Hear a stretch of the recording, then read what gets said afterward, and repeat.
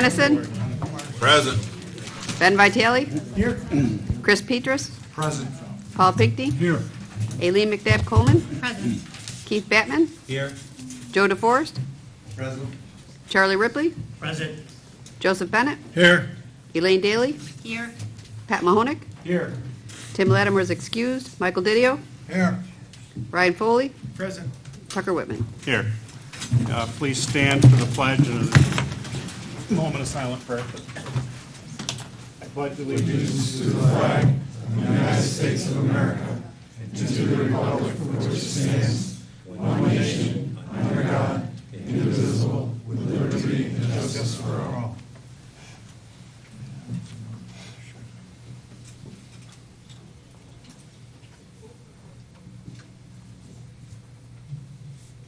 Thank you.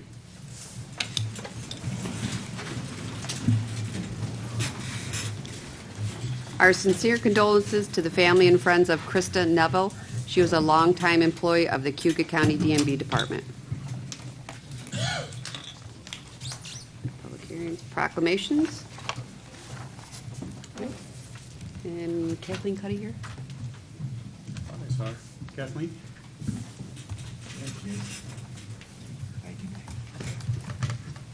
Do you want to accept that for them?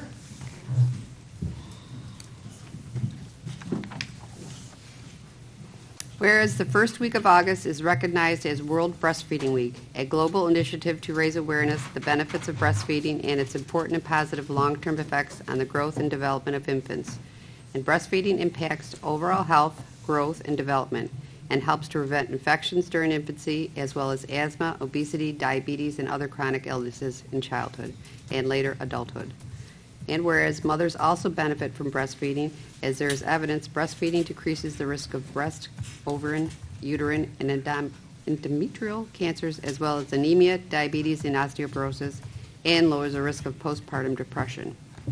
And whereas the Cayuga County Health Department, including our Women, Infant, and Children WIC Supplement Food Program, recognizes nutrition as a public health issue and promotes breastfeeding as the normal and optimal source of infant nourishment. And whereas Cayuga County encourages an environment where mothers can breastfeed optimally with support from fathers, partners, families, workplaces, and communities. Cayuga County is pleased to honor the Cayuga County Health Department for assisting women with breastfeeding by readily providing 4 certified lactation counselors, 1 internationally board-certified lactation consultant, and 2 WIC peer counselors, together with public health nurses and staff who actively promote breastfeeding, offer support to women enrolled in their maternal child health programs and the WIC supplement food program. And whereas Cayuga County and the Cayuga County Health Department is proud to join professional health organizations and breastfeeding advocates worldwide in celebrating this year's World Breastfeeding Week, empowering parents enable breastfeeding, to collaboratively raise awareness of the numerous benefits of breastfeeding, to strengthen individual, family, and community support for breastfeeding, to further strategies that promote breastfeeding practices, and to support increased breastfeeding rates. The Cayuga County Health Department WIC Supplement Food Program is delighted to coordinate and participate in the Global Big Latch-On held August 3, 2019 at Hoops Park for its 5th consecutive year to encourage and enable breastfeeding by protecting, promoting, and supporting.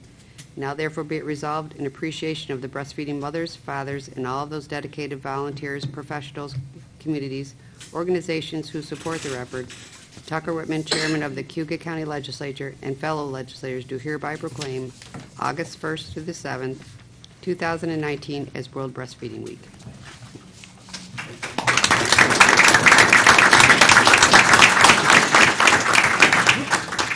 Thank you for this proclamation. It's great to bring attention to this worthwhile endeavor that families take.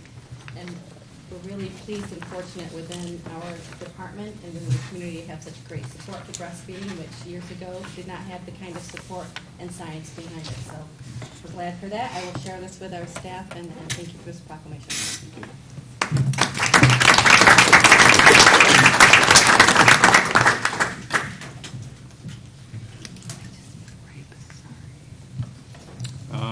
This time, Ray. No, Mr. Chairman. Mr. Foley? You skipped over the public to be heard section and went straight to proclamations, just so you are aware as a point of interest. Privilege of the floor is after the Yeah, presentation. you look at public hearing. Public hearing is before that, No, public hearing, we don't have a public We don't have a hearing. hearing There's no tonight. public hearing but tonight. there's public to be heard section too. That's Which yeah, is floor. Privilege of the floor. Privilege of the floor. Okay, All the agenda. we've usually done it prior, that's all I'm saying. Mr. Bizarre, you have a presentation? Yeah,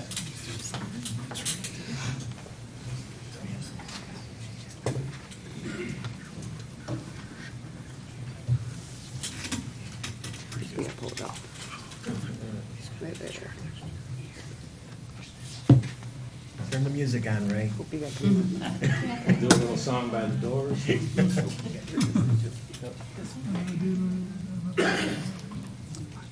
You gotta jiggle something and kick something else at the same time. Should pop up here. Can you hear me? Yes. All right. So, thanks for the opportunity to come and talk to you about emergency housing in Cayuga County, the Department of Social Services responsibilities that we have, and has some budget implications for us, and I think that the staff and I, we have some ideas that we want to sort of share with you. So tonight we have Phil Basso. Phil runs the side of the department that takes care of income stability, food stamps, Medicaid, HEAP, and all of that stuff. We have Mary Rathman. She runs the front door, so everybody that comes to the Department of Social Services for emergency services goes through her first. So she is handling most, if not all, of the housing emergencies in Cayuga County. So, this thing work? This one? Oh, turn the button on the side, Ray. They didn't train me before I came. I thought you did Just do this this. at the last meeting. Okay, so there's some rules that you should know about. I think there's a lot of confusion about emergency housing in general, DSS rules. So where found? That means if somebody shows up at the Department of Social Services looking for shelter, we have to shelter them. I mean, they may have some fiscal responsibility related to another county. Most of the times they don't. We're responsible for sheltering people. Code Blue, and some of you might remember that I send it out every year, the Code Blue plan for the county. When the temperature is below 32 degrees, we have to house everyone. And that includes people who are sanctioned. So you get sanctioned from public assistance by not following the rules or something like that, but doesn't apply then. We have to shelter everybody, and up here in Cayuga County, it'll be below 32 degrees 60 straight days. Just has to be below 32 at any time during the day. Safety, we really have to make sure that we have to take into account people's safety when we house them, you know what I mean? They have to be in places there, so we try to make sure that we separate families from risky people. We try to separate people who have disabilities from people who might take advantage of them. There's a lot of juggling that goes on. We have to provide case management services to everybody that is in emergency housing. So we bring contracts here to you guys to approve every year to do that. We have several. Sanctions, again, like I mentioned that a little bit earlier, a sanction happens when somebody doesn't follow the rules. There's rules that you're supposed to follow when you don't do it. After a period, we sanction them and they're not eligible for services anymore, except during Code Blue. And we get various kind of reimbursement. Code Blue is 100% reimbursed by the state.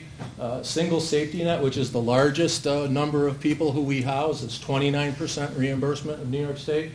TANF, temporary assistance to needy families, 100% reimbursed by the state. So they're big numbers. I mean, but just so you know, there is some reimbursement in it. You want to hit me next slide? Thanks. No, the other way. Okay. Thank you. This is what we have currently in Cayuga County for resources for emergency housing. Chapel House has 19 opportunities there for men, singles. Ray Light, 16 singles, men and women. Domestic violence shelter holds 9. Family transitions, 8 hard-to-house families. Sex offenders are in 2 designated motels in the county because we want to segregate them from families and women. And hotels, motels is where everybody else goes. Case management contracts are really designed to help people overcome whatever it is that's preventing them from being safely and permanently housed, and help them do that, whether that's finding a landlord that'll rent to them, getting them involved in any of the services that they need to stabilize their situation. This is what we're spending. This includes all of shelter costs and all of motel costs and case management contract costs. Doesn't include damages to motels. We pay a lot of damages to motels, don't we, Sheila? Yes, we do. So we're projected to spend $1.3 million, $1.3 million this year. You can see that it trends up. As of June 30th, we've spent $435,000 housing people in motels. So we're housing about 80 people a day, kind of. Shelter capacity, you saw what it was. It's much less than that. So the local share in there is based on the mix of the people. I think when we did this at Health and Human Services, Grace calculated the local share somewhere around $500,000, $600,000. We can get you those numbers. Well, it's right there, 653 is what the local share is based on the number today. You got questions, just like interrupt me and raise your hand, okay? Because I'm just going to kind of go through it. Why is 19 projected so much higher, right? Than 16, More, 17, 18? we're getting slammed. You know, I think that there's an affordable housing crisis in the city of Auburn and in the county. We really don't know, like, what's driving it. We have an idea, but generally speaking, there's an awful lot of, like, if you look at the population of folks who we treat, I think it's important to understand that most of them have an untreated mental health issue or an untreated substance abuse issue or a between treatment or coming out of treatment, very, very unstable in terms of being able to support themselves, and a lot of domestic violence survivors. We have the domestic violence number we were talking today, right, Phil? That's kicked up quite a bit. So, yeah, I mean, we can't say no when they come. Next. Ray? Yep. I'm sorry, is the prior years, are they the aggregate or are they just the local share? No, that's the total spend. Okay. Total So spend. they're all relative? To how the money mixes, right. Okay. I remember at the meeting, at the Health and Human Services meeting, one of the committee members specifically asked, okay, what was your local share for 2018? And Grace calculated while she was sitting there. She gave a number in the 400,000s, pointing out that it's going to be almost 600 and some odd thousand for this year. That's it, right. If it trends the same way, you don't, it really is going to depend on how many safety net people are coming to look for shelter, because that has the highest local share for the county. So, in 2018, we rented 294 motel rooms in the course of the year. 2019, we're up to 190 already, so that kind of speaks to why the numbers are up. I mean, the numbers are up, we're renting more motel rooms, the shelters are full. We house an average, you can see we house an average of 31 recipients in motels in 18 and 19. It's 50 now. People stay in emergency housing between 33 and 47 days. That's kind of the average. Some folks stay a really long time because they're hard to house. Some folks turn around in a few days, but that's where it lands on an average. The department's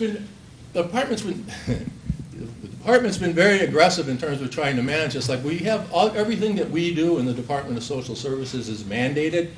So, but there's certain areas that we can play around with. So we've talked to you guys a lot about the work that we've done in foster care. We've also done a lot of work in emergency housing. So this year we eliminated the payment of security deposits to landlords because that money wasn't coming back to us. We were spending about $250,000 to $300,000 on that. So we invited the landlords in, we talked to them, had some conversations, made people feel as comfortable as we could, and we managed to transition, and we're pretty happy with that so far. 5 years ago, I came up here and we had an idea around contracting with Chapel House for the Ray of Light, which is a shelter up on Grand Avenue, because we weren't sure, right? We wanted to sort of test it, that if we used the shelter instead of a motel, we would save money. So every year, Grace calculates this for us. We're saving between $90,000 and $100,000. Now, that's only 18 beds. That's the difference between the motel room cost and what the room cost is for the shelter. So that then we can have 16 people into it. Sometimes we might only have 12 because some folks need to be in singles. So we know now that this is a nice little test for us to know that the shelters are cheaper. We really put a lot of pressure on adult protective services over there, because we would find when, Mary and Phil, when they're looking at people who are homeless, folks who are getting Social Security that weren't managing their money very well would end up showing up at the Department for Emergency Housing. We house them for 10, 12, 13 days. They get their next check. They get evicted. So now after that happens a couple of times, they're not paying their bills on time, we petition to become their rep payee. then we pay the rent. Then we give them their money. So they don't become housing destabilized anymore, they're not at risk for homelessness, they're safe, they're sheltered. That's been a significant piece of work for us in terms of coordination and extra effort. Case management contract, we push them really hard to make sure that they're moving people. These guys spend a lot of time doing this. They meet every Monday to go over everybody, make sure they're moving. People are on the cases. Solution End Homelessness Grant lets us provide stipends to people. Because you think about it, what's the single? $365, something like that? So a single person gets $365. It's very difficult to find an apartment for that rent that has utilities included. So their stipend to be able to pay a fair market rent and get into some better housing. Contract for homeless services coordinator that works really hard, managing us every day with those two. And we just make a point of emphasis on managing the problem in the department. It's not something we can afford to not pay attention to. So when we think about shelters versus motels, there's some things that we know that are important. Shelters are cheaper than motels. They're supervised, they're safer, and they're staffed 24/7. In motels, there's no supervision. That's why you get a lot of damages, get a lot of crazy stuff happening because you don't know who's living in the motel. Experience tells us that motels are more attractive than shelter beds. Where found brings folks here. When people show up here wanting to needing emergency housing, one of the things that they tell Mary and her staff all the time is they're looking for a better life because they're coming from urban areas where there's a lot of crime and maybe the schools aren't that good, so they want to come here, and they should. But there's going to be people who will turn down a shelter bed in a motel because will turn down a shelter bed in a shelter because they want to be in a motel. That's not the majority, but there's a bunch of people that do that. So we think that we can squeeze them out. And again, it's important. I think we really have to understand that the biggest driver of homelessness is untreated mental illness and substance abuse and domestic violence. This is what drives 90% of the people into the system looking for help. They have nowhere else to go. That's what's so challenging about managing people and getting them in safe and supportive housing is they just have so many things working against them sometimes that they just can't get on top of it. So here's what we're proposing. So when I talked about this at Health and Human Services, there was some concern about the impact in different parts of the community and with our vendors. So I think the Chapel House is the current provider for the two shelters. So Christine and I have been talking to Chapel House board members about what this potential impact might look like, and there's other opportunities in this system anyways, not to mention that if we do go out to an RFP, they're a shelter provider, they get to bid on it as well. So when we look to do things like this, we really look to do a better job than what we're doing and not hurt anyone. Really try to work hard not to hurt anybody and to make everybody feel pretty comfortable about what we're trying to do. We would move all single men and women and families. We would shelter them at the nursing home. The capacity there is just unbelievable in terms of the amount of people that you could put in there. But we can put them in there in a very respectful, safe, and dignified way. It's not stacking shelter beds. The rooms, if you've ever been, you guys have been through the nursing home, it's set up perfectly for a shelter. We moved the sex offenders and housed them at Ray LA. Obviously, this is all predicated on working with our vendors and all of that sort of stuff to make a plan like this happen, but this is kind of what you're getting what we're thinking. We would, OTDA came, well, that's one of the next slides, but OTDA, Office of Temporary and Disability Assistance, is the state agency that pays all of this money and writes the regulations and does all of the safety inspections and all of that. So we're talking to them all the time. What's exciting about the nursing home is that what we can do is, see, the thing about, again, like people need these services to be stabilized in their life so that they can live a good life. And when you're in a motel and you got to get from the motel to the county clinic and then from the county clinic to Chad and then back to the county office building to see this caseworker, and then you got to go over here, people get lost along the way. We get lost along the way. I sometimes miss my next appointment because I can't figure out where I'm supposed to be. So we would push in an integrated behavioral health satellite from the county clinic into the nursing home. We would locate DSS temporary assistance, employment, adult protective, get some primary care in there. People get everything that they need right when they're there. Families, kids, adults, get all the treatment. We can bill for that. We can make a satellite there and bill for that. They're required to do the things that's identified on their independent living plan, and most of those independent living plans say you need to be engaged in treatment of some kind. So we bring the treatment to them. We make it easy for those folks. Sufficient adult respite opportunities for those in crisis. We have one respite bed in the county. We talked at the Community Services Board about making some more capacity there. If we push that state aid into this, and we could have all the adult respite that we need. That's people coming back from inpatient stays, from hospitalizations, instead of putting them in motels where that doesn't work for people. There's a lot of stuff happening there, very tempting. There'd be supervision, there'd be support, there'd be a crisis response to people. This would just be this would be a model in the state. We would also, and this just came up today because we got a guy who's just like impossible to house. He's homeless again, and there's no motel, no landlord, no one who's going to take this guy. So we would have a part of this particular facility would be for those hard to impossible to house, where they have a place to stay, where there's supervision. I mean, we put Nassau toilets into apartments and put plywood on walls and tried to make them as damage-proof as possible. Folks who are very ill, they're hearing voices, they're doing stuff. I mean, and they should be supervised just because it keeps them safe. So we can do that as well. Emergency housing for families and children in Cayuga County is awful. It's motel rooms. Many of you have kids. Go stay in a motel room for 30 days with your kid. Put bounce on the bed, Pop-Tarts, microwave.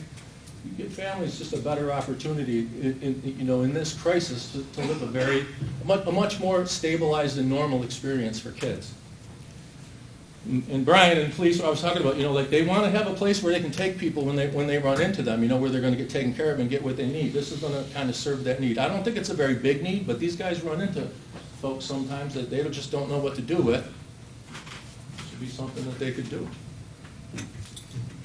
So we brought OTDA through the project, and you guys should. Gary, is Gary here? He's Gary Gary and his guys. This building is in amazing shape. OTDA couldn't believe it. They go through these buildings that counties have, but closed. They shut everything off. Everything's broke. That the facility is in excellent shape. With what OTDA is saying that needs to happen in this building to be licensed as a shelter is. Got to put in, 4 or 5 shower heads. Got to put in a carbon monoxide battery-operated ones in the hallway, or one in the air exchange. You want to get security cameras to be able to view the outside of the building and also the hallways.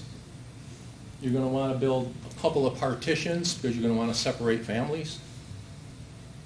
That's kind of it. That's what the building needs to become a licensed shelter. It doesn't even need to be painted. And it needs furnishing. New York State Homeless Housing Assistance Programs, that's HHAP. They're housed in OTDA. OTDA, again, Office of Temporary and Disability Assistance.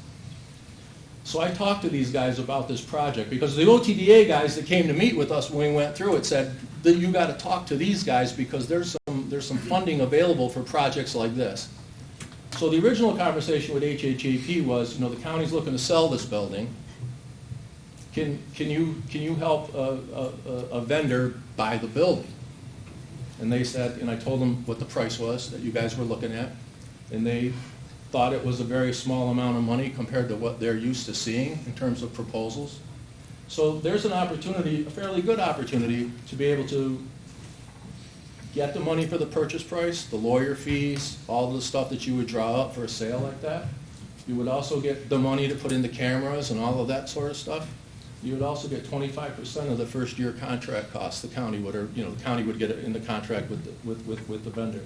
And they're committed to work with us throughout the process.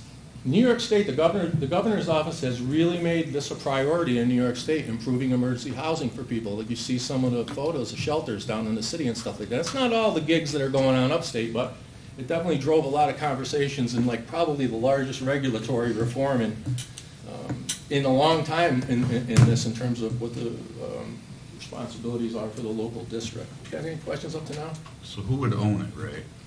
Well, see, there's a couple of ways to do it, right? Can we do that at the end when we get to the? Yeah, that's Okay, fine. yeah, no, I got a couple things so this kind of got a flow to it. It's next slide, I think, actually. Okay, so we do a couple of things here. Well, you can do three things. We can do nothing, that could be one thing, right? We don't have to do anything. You could, so you do an RFP, right? Because you want to find the vendor who's going to meet the needs as we identify what we want done. We want this thing to operate a certain way, so what we want to pay, all that sort of stuff. People kind of respond to that, so you get an idea of who's qualified and all of that. So you can lease it to a vendor, right? Straight lease, 3 years. Give us the opportunity to measure the financial and human impact of the project. Is this doing for us what we want, right? Are we saving money? Is this a better opportunity? Are all the things that we thought was going to happen? Allows for a faster implementation and startup, because again, $1.3 million at the end of the year, like this is kind of like, we should do something here. So the earlier implementation and startup is kind of exciting. And it also keeps options open for additional building uses, because I know there's been other interest, there's been other parties interested in the building.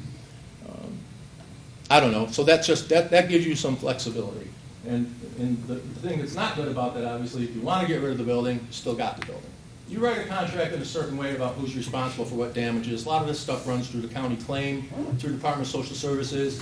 So the local dollar isn't the same local dollar as if you went out and did it yourself. We're able to claim these expenses. Last slide. Or not the last slide, but. The other option is lease with an option to buy, right? Enter into a contract with somebody that you identify as a vendor. They start the project up.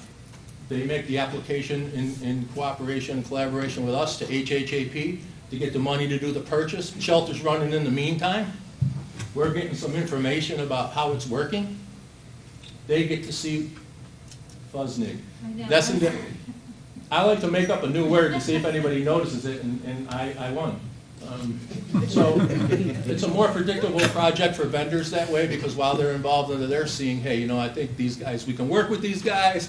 Seems like a good relationship. We're feeling pretty good about it. We'll make the long-term commitment, buy the building, right? Then you get short and long-term benefits. Like every year, you're going to save money, and you're going to get this way you get the purchase price for the building as well.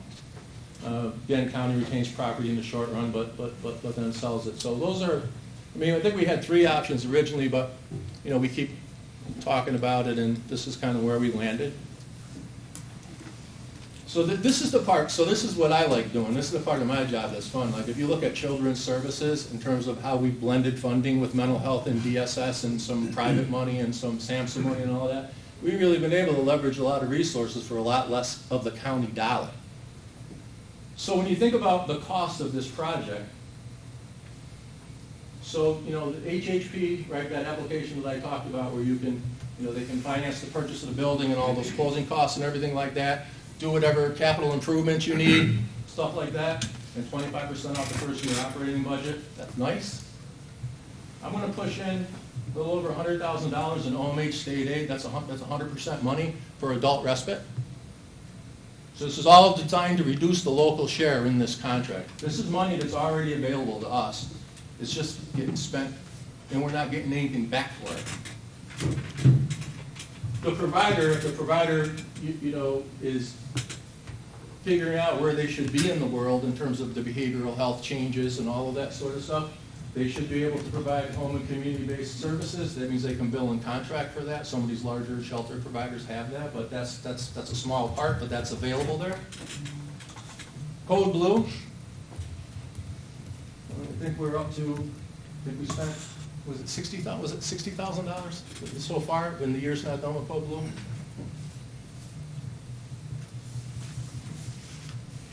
So that's, Phil's looking, he's got it there somewhere. So that's trending up. So Code Blue, again, 100% funded, right? So anybody that's housed, it's 100%. 77. We're up to 77, and you still got November, December of this year. So you're probably close to $100,000 in 100% state money going towards this. So that money we're spending, so it's here now, all right? So that's part of the nut. That's part of what we're spending. But that's 100% money. I want to collapse the funded separate case management, homeless coordinator contract, and the Social Security contract into this project. So the Social Security project collapsing in there came today to our minds. That's another 60,000, so it'll be 220,000. It's already money that's committed by the county already.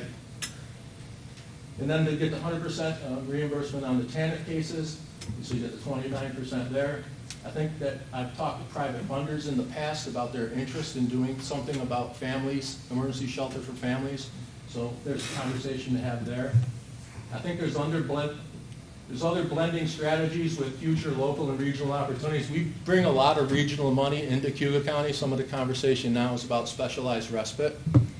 So just to be clear, the more 100% dollars you can bring in, so this vendor has to work with, the less the per bed cost is going to be on the contract you have with them? On the local share. So you'll just pay less, you'll have to pay per bed less to them for their operations because it's offset by all this money, 100% dollars? So it's two things. We'll pay less per bed because the shelter beds will be cheaper.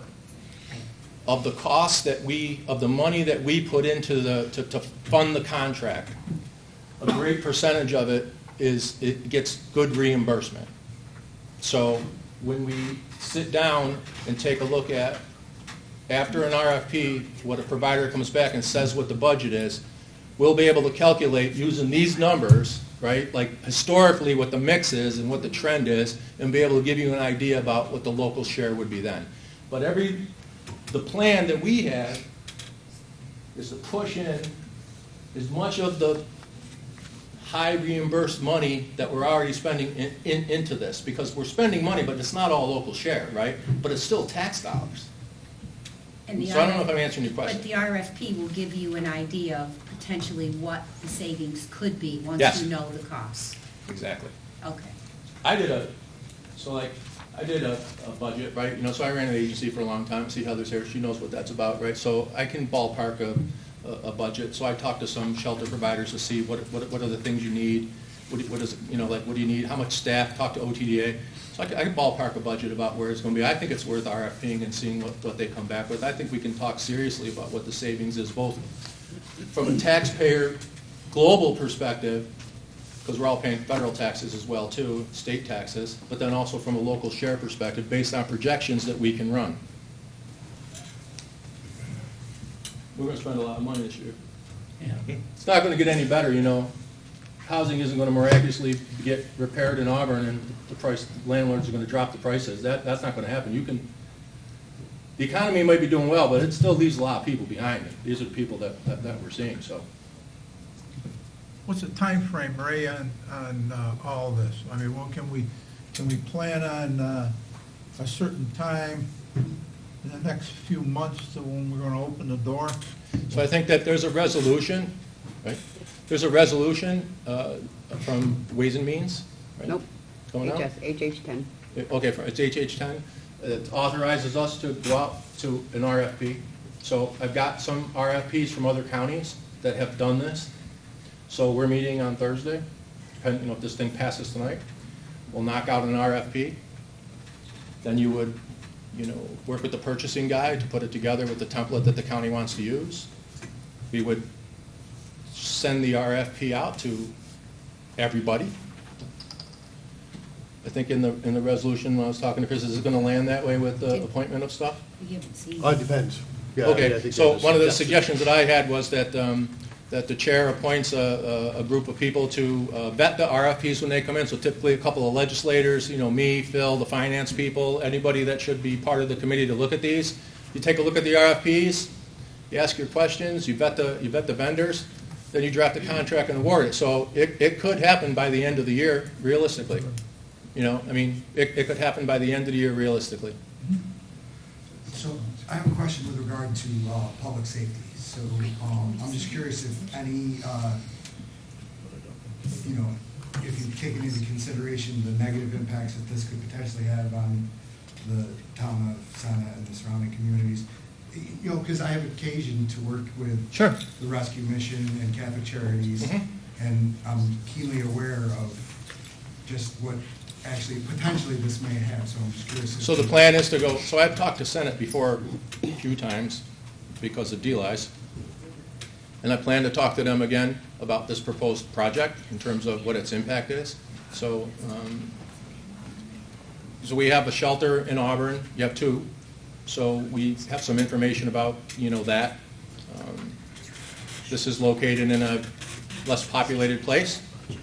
Is there any way to extrapolate data from similar, you said you've gotten data from other existing shelters. Is there any way to get that data, or is that not tracked in any way? It's not tracked in any ways. I think that what we have is anecdotal information about, like, you know, like Sean will call me when there's some stuff happening at the shelters and say this is kind of going on. I think the shelter in that location with 24-hour overnight staff, because the staffing pattern changes for the number of beds that you have. I feel like I think it's a better, but we're going to do that due diligence. I don't know if we can, like, I don't know if we can split it exactly half and half, but we're going to talk to people that we believe will be affected or impacted by this, get their opinions, and try to make them feel okay about it. But I guess at the end of the day, no matter what you do, someone's going to not like it, because that's just how it is. But I mean, a lot of people like me anyway for the stuff I do. So I mean, in terms of the job, right? I mean, so it's like trying to do what's right for taxpayers and very vulnerable people, you know. So we're going to be out there, me and the staff, talking to folks and answering their questions and trying to make them feel comfortable, and then listen to what they say and then incorporate that in our plan. We just don't want to do that work without you guys authorizing us to do the work. So I think there's another slide. Yeah, so here's the projected savings. Again, we can't pin it right now because you got to know where they come in, right? In terms of, like, how much is it going to cost to run this thing? Then we can really do a full scale. This is what it's going to save us. We're spending $40,000 now to heat the building and whatever else has got to go on down there. I got those figures. It was in your budget from last year. Again, like I point to the rail light. I like the other name better, you know, tap house, temporary assistance, but they made us change it. So we've learned that with a small project of 16 beds, we can save $100,000. We know we can save money. That's work. That has worked. Also, these other related expenses, man, we are regulatory compliance to death with this stuff. Part of what I liked about the RFPs that I looked at is all of that stuff lands with the vendor now. They're the ones who are going to be dealing with OTDA. We're going to get out in the middle of that and have them do that, and that would be great. Motel damages, it's a lot of money. Well, if you're saying this has been done in other counties, I mean, can't we see, there's got to be some proof of the pudding to show their savings, isn't there? There is. I don't know if it can compare that way, but I can get you some, I can talk to counties and get that. It's different everywhere, the mix, how they do it, who the vendors are, the market, all that crazy stuff. But generally speaking, Because you all probably have to somewhat follow the same rules. guidelines. Yep. on that. Yep. I get you that.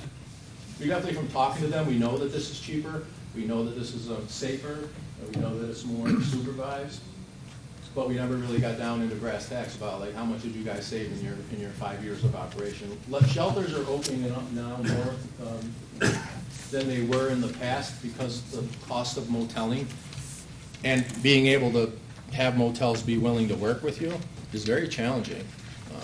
Calls every day from owners complaining about stuff and moving people around, and it's kind of a lot of nuttiness. My sense is the RFP doesn't obligate the county to do anything. No. Other than get information about potentially what the cost might be so you can do some projections. So the way that it would work would be, so if you authorize us to go out to an RFP, we draft up an RFP, it goes out, and then, you know, what I would like to see would be the chairman appoint a committee of people, whoever he thinks is appropriate, to review the RFPs. So then you sit down, they come in, you ask questions, they ask you, you talk. Then as a committee, you decide who you're gonna go with. And then you work on negotiating a contract. Then you bring the resolution to the legislature saying, or to Health and Human Services, if that's where you want it to go, to say, so this is who we picked, this is what it costs, this is the contract, up or down. There's where you don't ever lose control until you have that vote. And at that point, you'll have, this is what the projected savings are, this is what the whole thing will look like, here's what the expectation is for them to do, here's the contract language, here's the term, the whole deal. You'll all be part of that negotiation, actually. Ray, capacity-wise, first year or first in the beginning, what are you looking at? Everybody in there. I mean, yeah. And there's room for, like, this, we will never, God forbid that we ever exceed the capacity of the shelter here. It would take something to happen to really displace that many people. I think OTDA believes that, not counting the rooms, but like there's this one room there that was a cafeteria, and it was like like where folks would watch TV. You can put 40 people in there on cots. But we're not going to do that, but you could. So if something happened, you'd have some emergency capability in the shelter too to put some people up as well. There's a kitchen there, still in good shape, but we thought we would talk to them about piggybacking onto the sheriff's meal stuff that he gets done. And so there's things to think about in terms of how to really manage the cost of the contract. Just like, for instance, if you're going to lease the building, right? If you lease the building, how much do you lease it for? More savings you get as a county, the least amount of that you're charging people on a lease, right? If they buy the building and they got to carry the cost, obviously it costs a lot more money for us as well because they're going to want to be made whole on the purchase price over a period of time. That's why we think the lease and the lease option to buy makes the most sense economically for us. But I want to study it. I think it's worth doing. I think it's worth exploring. I think it's worth doing the RFP and then sitting down and talking about where we land. Commit to nothing. It's just a bunch of work for us. So Thank you. I think that's it, right? Yeah. Hey, thank you very much for putting up with me. I appreciate it. Thanks, Rick. Yep.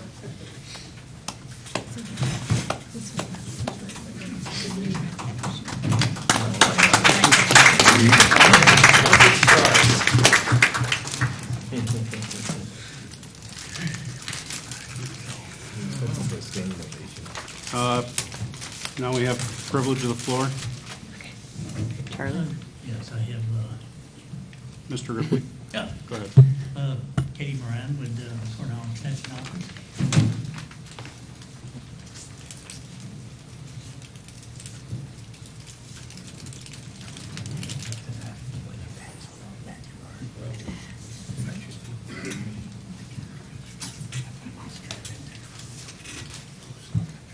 I won't take too much of your time. I'm just here on behalf of the Big Six, the Cayuga County Ag Society and Cooperative Extension and the 4-H, to make sure you know you're all invited to attend the county fair later this week. It opens up on Thursday. It's out at the Ag Museum out across from Emerson Park. On Thursday is our opening ceremony. The Dairy Princess and her court are going to be there at about 5:30 with cookies and milk to welcome people to the fair. On Friday at 5 o'clock is what's been declared Legislators' Night. We invite you all to come. That will be in the show ring, which is one of the big tents closest to the road. I'll be around there, so if you do come on that night, please let me know you're there so you can be personally introduced and thanked for coming. There are, in your written invitation that you got, there's a list of a number of different shows and so on.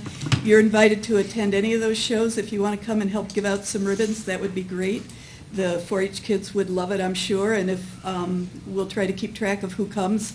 If you're coming and you just let somebody know that you're there, we'll make sure that it's announced that you're giving out the ribbons for that particular thing. There's one change in the shows, which is only 2 goats signed up for the 4-H goat show, so they're going to be part of the open goat show instead, and there won't be a separate 4-H goat show.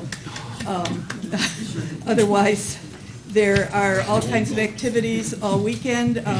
There's music, there are Irish dancers, there's food, there are Model T truck rides, there's a tractor parade, an antique tractor parade, there's the Auburn Police Department and the County Sheriff's Department are going to come down and do a canine show on Friday at 5 o'clock, so they'll be there around when you're there too. Otherwise, I just want to invite you and make sure you all come because it's a great family thing. There are lots of kids' activities, balloons, face painting, magician. There's a kids' activity tent. There's miniature golf this year, which is new, so we hope you'll all come and bring your families and enjoy it. Thank you. Thank you.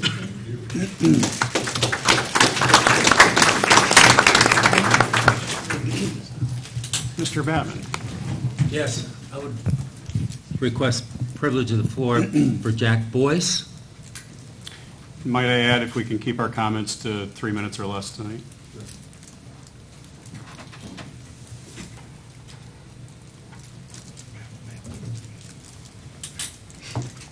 So I'm Jack Boyce. I used to work, and I worked for General Dynamics, and I was the top staffing recruiting executive for them before I came to work for Welch Allen, where I headed the global hiring process for Welch Allen. I did that for 17 years until I retired.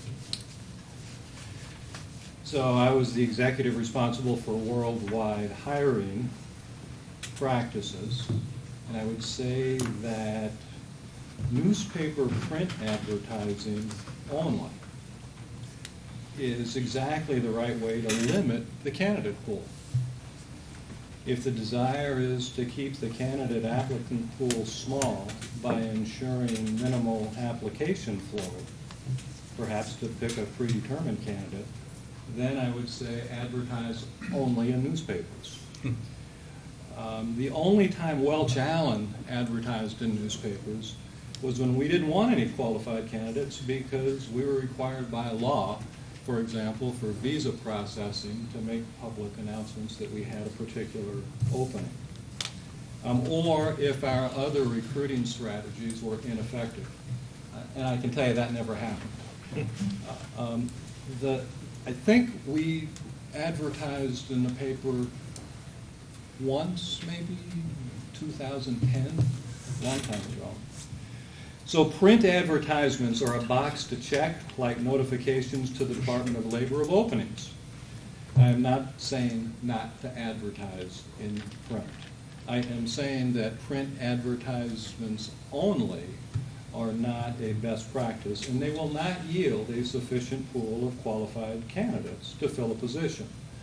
A best practice is to draw as large a qualified candidate pool as possible to ensure the very best candidate is selected after a fair and thorough process.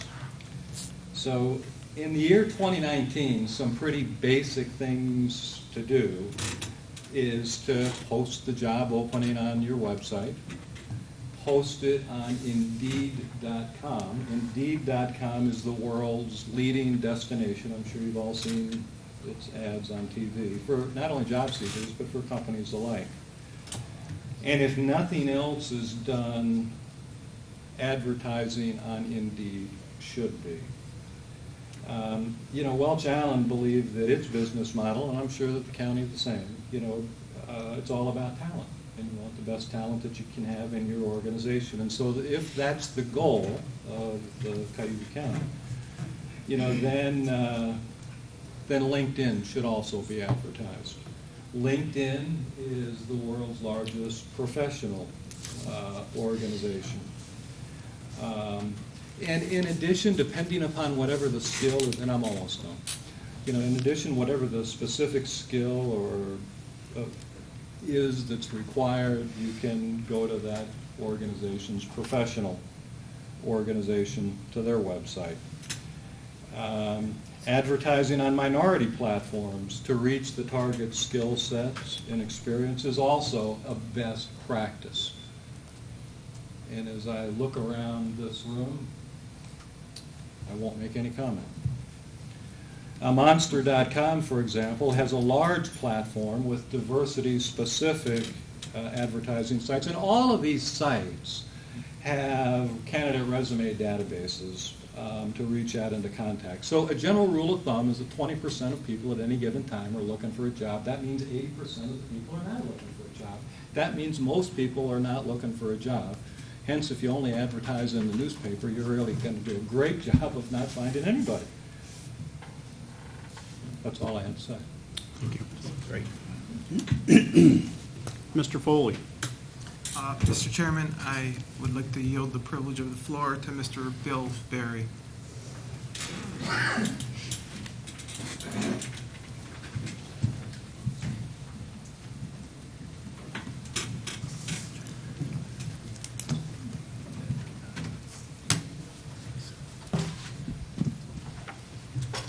Good evening.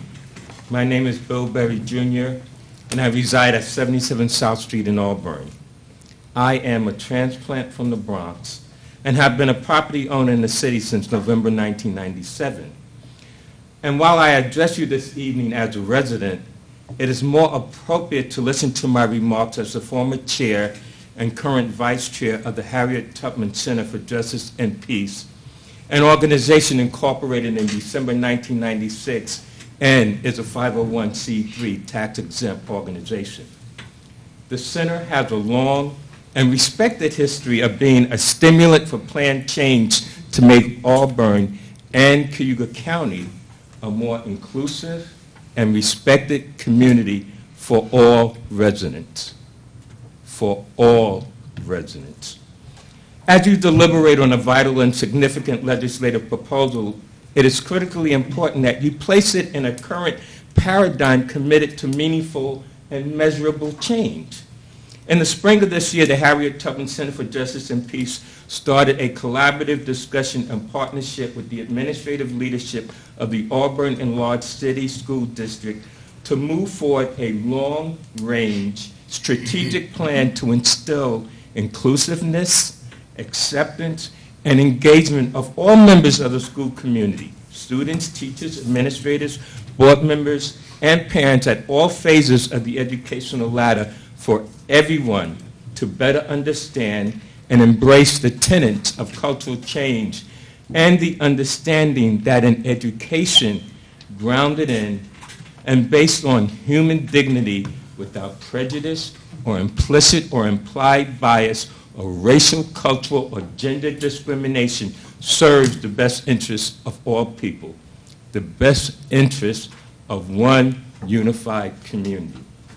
Starting on July 31st, the Harriet Tubman Center for Justice and Peace will initiate a long-range dialogue with the leadership of the Auburn Police and Fire Departments, the County Sheriff's Department, Civil Service Commission, and various community organizations to address and implement long-range strategies to change the employment ranks of those uniformed services to better reflect who we are as a one unified community and find ways to develop and engage those diverse people and voices who, regardless of reason, have not benefited from the employment and career benefits inherent in those departments. Please understand there's a positive and vibrant and necessary human and social justice movement in our community. Partnerships and collaborations are forming. Yesterday, the Herald and long-standing Cayuga Museum of History and Art kicked off a much-needed initiative to start to purposely gather and construct historical material for an exhibition that will start a long-range and continuous process to articulate all voices and histories and experiences of all people who are in our community. Voices of color and the disenfranchised will start to bear witness to the value of their humanness and contributions to the development of this community. In closing, this legislature, this membership can provide further impetus and guidance and leadership to a movement that will not stop, that each of you can bear witness, that each of you can find workable strategies for change, even if such change is the goal of a multiple-year initiative.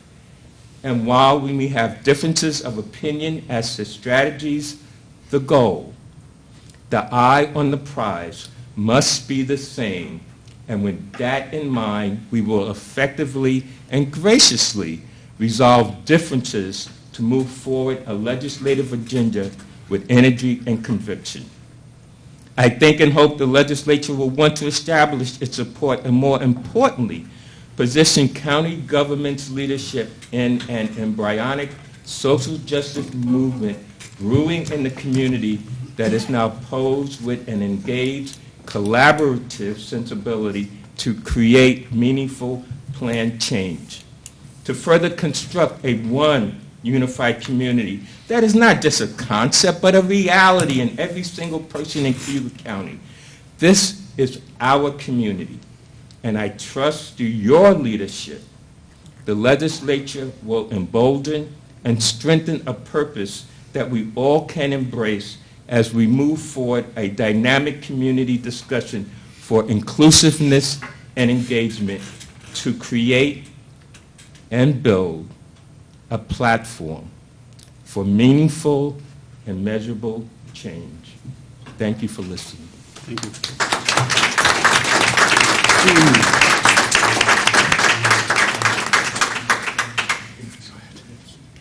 No, I can go. Mr. Petrus. Thank you, Mr. Chairman. I'd like to yield privilege of the floor to Melody Johnson.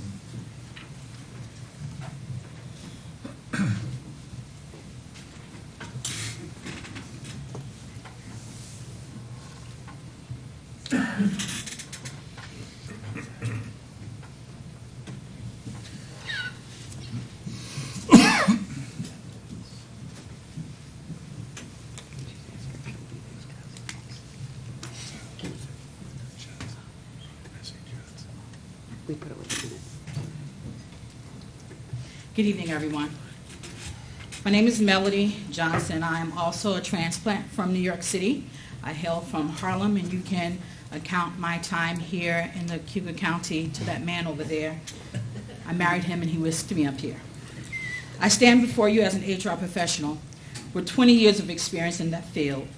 That includes building successfully HR teams that are both culturally and racially diverse, counseling executive leaders on HR best practices and organizational design in Cayuga County, Onondaga County, Palm Beach County, Florida, Newcastle County, Delaware, and in all 5 counties of New York City.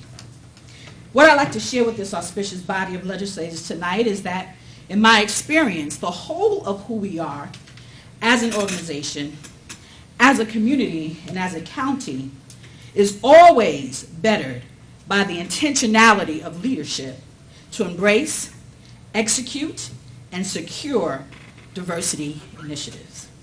How is this done? Well, this is done first by valuing diversity, and then by intentionally managing diversity initiatives. The Harvard Business School reports that companies which emphasize diversity and remain open to ideas and combine those ideas to create new and exciting breakthroughs, they in fact are 35% more likely to financially outperform their competitors.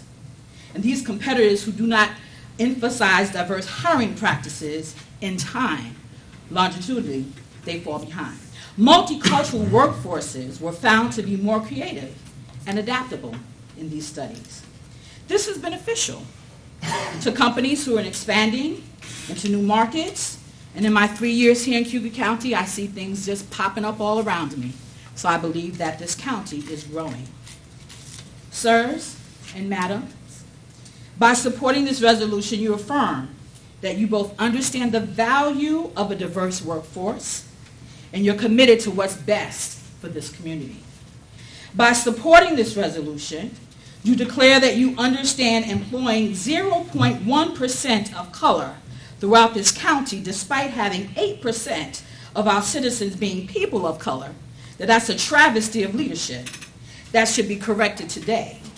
Corrected for the uplifting of this community with a future-facing vision of sustainability for our children and our children's children. By supporting this resolution, you affirm that you take seriously both your oath of office and the policy of equal employment opportunity policies of the Cayuga County, which states, the county will undertake or continue existing programs of affirmative actions to ensure that minority groups are afforded equal employment opportunity without discrimination and shall make and document its conscious and active efforts to employ and utilize minority group members in its workforce. Know that this resolution is only a start. We're all here tonight knowing that nothing ever continues. Nothing ever grows. Nothing ever improves, builds, or leaves a legacy of excellence or success until it's started. So I say to you, let change start today, and let it start with you. Thank you.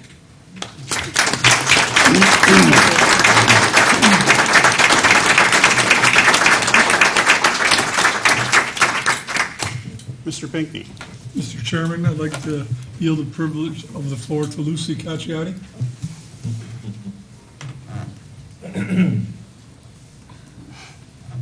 Pardon me.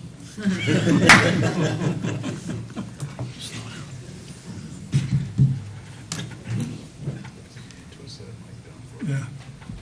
My name is Lucy Cacciati, and my speech is very short and sweet, I hope. I read in the paper this morning, about 4:30 in the morning, I got up and read in the Citizen Advertiser a caption which I was intrigued. It said, NAACP condemns remarks. And I wondered, what is this? This is something I was, piqued my interest, and I wanted to find out. So I read it. And I couldn't understand what the problem was. But I feel that there's a resolution coming up that Mr. Foley, Ryan Foley, is submitting. Is that true, Mr. Foley? Certainly. All right. Okay. Well, I just want to ask you a question because I'd like to know. I'd like to know what it is. You're using politically correct language to interpret fellow legislator Michael Didio in regarding options to increase diversity among applicants for county jobs. Legislator Mike Didio just stated that the county's Human Resources Department used every avenue available by reaching out to all local agencies, other counties, area colleges and schools, Seymour Library, and many more places. The responsibility lies not with the employer, but with the applicant. They are the ones that have to pursue. We can't do it all. I call this a tempest in a teapot and not worthy of legislator Ryan Foley's resolution. Beware of the first step.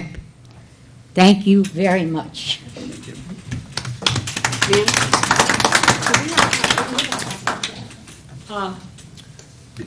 Mr. Bennett. Thank you, Mr. Chair. I'd like to yield the privilege of the floor to Mr. Lombardo.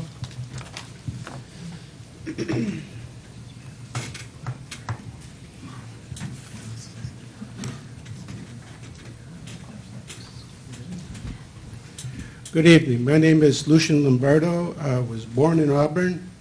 I'm now returning resident of Auburn. Though I worked in Norfolk, Virginia for 37 years as a professor at Old Dominion University, I retired back to Auburn about 6 years ago and was happy to see that Auburn and Cayuga County are making progress in many areas that mesh with my own interests. I'm currently chairperson of the Harriet Tubman Center for Justice and Peace. The issue before you, the one of diversity in the county workforce, is not one simply of the immediate moment or the short term. It's a long-term issue. Our present situation regarding diversity, as mentioned earlier, in local government workforce is not one that we arrived at in the last few years, but rather a situation steeped in generations of history and experience, both within government agencies and across our various communities. Let me give you a couple examples to illustrate. When I was young, I learned lessons about how government works. These lessons were not about the formalities of how to find jobs, how to apply for jobs, how to do or conduct myself in interviews. My lessons were about something probably most of you know about, informal connections, connections to government. My grandfather arrived in the U.S. in the early 1900s from Poland and Germany, my mother's father. Many people from his home area were arriving in Auburn during that time, and he made connections through his businesses, some of which involved prohibition. You can imagine what those were. And he learned how to connect new arrivals with government services and government jobs and housing, probably reflecting how things were done in his home country. When I was about 10, I remember my mother calling our local supervisor. We were in what you then had a ward system in Auburn, and it was Ward 4, to get a portion of our driveway connecting to the street paved. Like magic, government worked for her. All of a sudden, some city workers showed up and paved that section of our driveway. My mother learned lessons about government from her father, and I learned lessons from my mother. We were basically learning about the social capital, how to make connections. When I was looking for a job in the late 1960s, I learned of teaching positions at Auburn Prison and learned that political connections my grandfather and mother could help. I had the job before I took the civil service exam. Not, I guess, a normal process, but one that occurred quite often in those days. This was how I was not marginalized from government. I knew that I could look to government as a possibility for employment. I learned that many people I knew worked in the organization that I was joining, Auburn Prison, so I could be comfortable working there. Example number 2. At a recent Harriet Tubman Center for Justice and Peace board meeting, we're discussing one of the things that Bill Berry mentioned, our initiative with police, fire department, and civil service, hiring process, and how to make this process more accessible.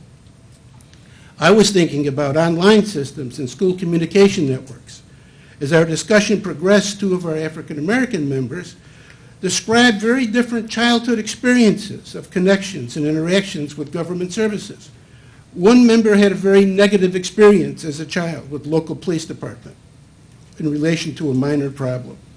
So these are adults now remembering their experiences as children. One grew up with a family member working as a first responder and had very positive experiences. The first member reflected that such negative childhood experiences were common among members of the local African American community, and that often connections with police and government agencies are in the context of trouble and not always welcome. The second indicated that though the positive childhood experiences were not common for his community, they were possible for him, and they are possible. Here we see that for some, contacts with government are generally things to be avoided. Employment in those agencies often takes a negative meaning. Although government agencies may see themselves as protecting and serving the community, not all segments see that or have positive experience that can generate a willingness to join in those organizations or those professions. This discussion helped me to see how narrow and privileged my view of the process was. It's been 5 minutes, if you could wrap up. Whoop, I'm sorry. It's all right, just wrap up. One more minute. That it was just informational, as was mentioned earlier. It made me see how important it was to meet people where they are, sharing and respecting their experiences, connecting to them through people known and respected to them by the community. What the above example suggests is that the proposal to explore ways to make the ranks of local government more diverse cannot just involve just where and how jobs are posted. Though it's vitally important to improve these, communicating the work of government, showing how government works for the people, does not just respond to trouble, is equally, if not more important. The recruitment process involves empowering people, non-represented groups, long-term, especially children, so that they will think about the possibility of employment in local government when they reach that point in their lives. Supporting the motion that you have before you will be a step in the direction, I believe, of making equal rights heritage, which is now celebrated in our county and our community, a contemporary reality. Thank you.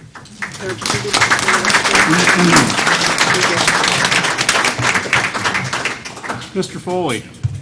Mr. Chair, if I could yield the floor to Mr. Dave Palmer, who is on behalf of the NAACP, please.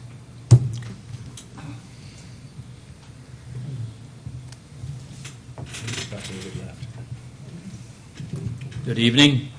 I'm Dave Palmer. I'm here on behalf of the NAACP. I live in the town of Springport, the south side of Union Springs, and I spoke with Eli Hernandez at 1:15 5 this evening, and he asked me if I would please stop by to support Mr. Foley's resolution. I certainly don't have prepared comments, but I do have sentiments. And it says here in our citizen that the NAACP condemns the remarks of legislator Didio. I just want to say that I'm not here to condemn anything or anybody. I'd like to make peace, not war. And I think that we really can't be so far apart to make that infeasible. I joined the NAACP in 1964, so that's probably before most people in Cayuga County, though I haven't really made many very significant contributions. I certainly believe that it's still true that we used to say colored people, I'll say black folks, have had a raw deal. And they still have a raw deal. And so I would like to urge all here voting to please vote for this resolution. It's a fine resolution. It doesn't harm anyone. Now, I don't believe that Mr. Didio is a racist. I think that term is used disgustingly often and for improper reasons. I think his comments may have been, and I wish I had been able to get here earlier, but I knew the sheriff would be listening to my speed coming over here, and I couldn't quite get here soon enough to meet Mr. Didio. I would like to have had a little cluster with the three of us because his remarks probably were intemperate and ill-chosen and just not the best way to characterize how he felt about applicant efforts versus efforts on the part of those seeking employees. But let's come together here and please, let's have a unified, unanimous vote for this resolution. No one is asking for an affirmative action program. We're not looking to elevate one person or one color over another just based on that. We're looking to have, especially young people and folks of any age, have a better opportunity to learn about opportunities and to be encouraged and to feel encouraged by others. And so tomorrow evening at an executive committee meeting, we will have a discussion about some specific ideas, because I asked my dear friend Eli, how about let's get specific here. What do we want county folks to do specifically? Not just let's have more inclusion. That's easy to say. We need to have specific measures, and I'm not sure just what they need to be, but we're certainly open to suggestions, and I just hope that, there's a spirit to this. We're looking for kind, considerate cooperation to encourage folks who are down and out, who need a boost, and who need opportunity, and need to hear about opportunities.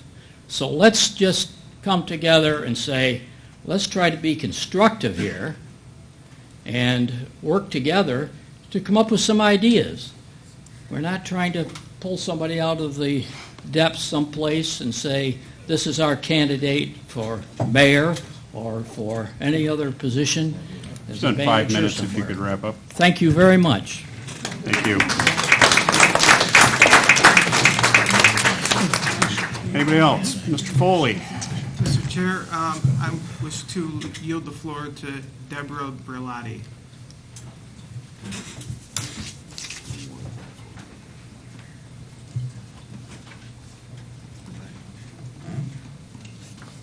Thank you. Good evening. I'm merely a resident, a proud resident of Cayuga County, and I did want to speak in favor of the resolution proposed by Legislator Foley encouraging Cayuga County to work to recruit more diverse workforce. I think it's important that the racial makeup of the county workforce reflect the diversity of our county. I just asked Brian tonight how many employees there were in the county. He said approximately 700. So with an 8% minority rate, that means we should probably, if we follow that, have 56 employees. Again, we're not looking for affirmative action, but it's a benchmark that's where we should be at if we're doing this right. I think it's important for three critical reasons. The first one is the benefit to the county. While increasing diversity in the workplace is important for promoting inclusion and improving an organization's reputation, it has also been proven to increase creativity, to result in a higher innovation rate, lead to faster problem solving and better decision making, and reduce employee turnover. Those are all good things for the county.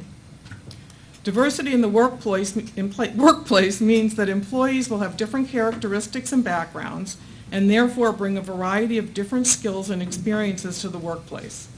All employees benefit because a more diverse workplace provides a variety of different perspectives which are highly beneficial when planning and executing the goals of the organization. Number two, importance to all the children in Cayuga County. I believe it is vitally important that all children in Cayuga County encounter people of color in government positions at all levels.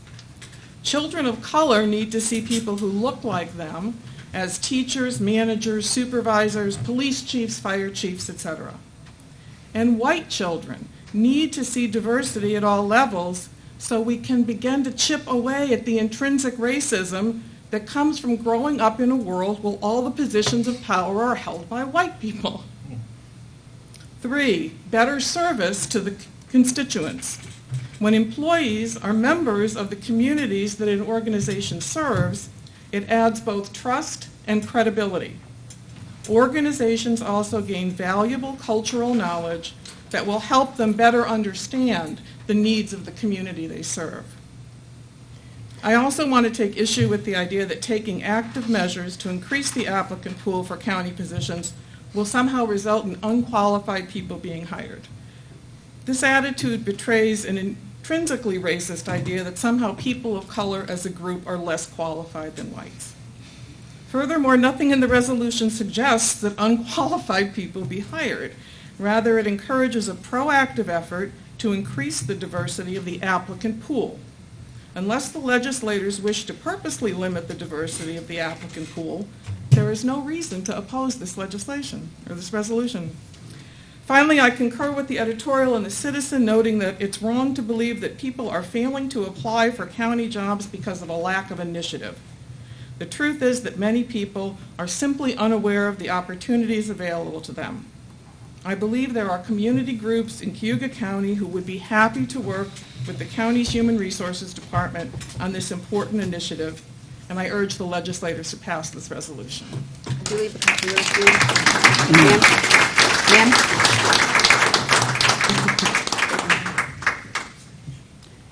Anybody else? Anybody else for privilege of the floor? If not, we'll move along. Thank you. Okay. Minutes to approve, June 25th, 2019. Second.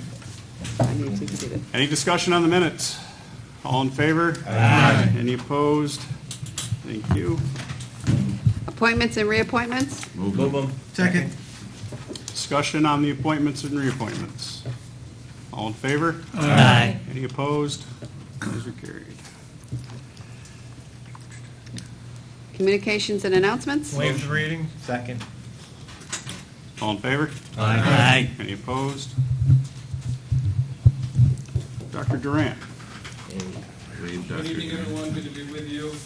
I'll be relatively brief this evening. What's the chuckle for? I can be. I said Wade Dr. Durant. I'll be under a half an hour, right? No, in all seriousness, we continue just to be, moving through the summer. Obviously, our recruitment activities are registering of new students and, gearing up for orientation is much of the work, along with our summer sessions that we have had a really strong summer session again this year. Primarily, students taking courses online, and we're really pleased with us hitting our summer enrollment marks. As we gear up for the fall, certainly a big piece of that's what's in front of you this evening, and that is consideration of our 1920 budget. I was able to give a presentation last week to many of you, and I know that we provided the presentation in detail. And I'll just highlight again, ultimately this is my fourth year of helping to lead with the trustees, and Trustee Klink is with me this evening, certainly legislator and Trustee Mahunik, who sits with us in the trustees, is with us as well. This is our fourth year of working together on a budget, and this is our fourth year of essentially a flat budget. As you know, as you look at the county's resources, escalating costs in health care, retirement, and salaries or collective bargaining agreements, they continue to have a natural fixed element that is ultimately something, yes, we agree to, but is also part of the control and the fiduciary responsibility to be able to have balanced budgets and to be able to ensure that we can afford them. During the last 4 years, we've been able to maintain a flat budget. We've been able to maintain a relatively steady workforce as we possibly can to make sure that our services and programs continue to be in place. This past year, with your support and the support of our trustees, we've been able to invest in our future with initiatives related to Falcon Park, initiatives related to neighborhood house and child care, initiatives related to our new culinary center that will come in line next year, and our ongoing efforts to be able to create a workforce development center by the acquisition of the property related to Cornell Cooperative Extension in Cayuga County. Those initiatives, as well as new programs in human services that our trustees have adopted, program growth and transferring articulations with Wells College, Lemoyne College, and many other four-year partners. The best way we can position ourselves in the future is to invest in ourselves, to be able to continue to move forward, and to be able to continue to build a college that is a destination not only for our residents, but certainly for all those in our service area that we want to serve. So today this budget includes a 1.5% increase of you, our county sponsor, and that 1.5% increase is approximately $45,000. Our trustees have approved it. I certainly ask you for your serious consideration and support of it.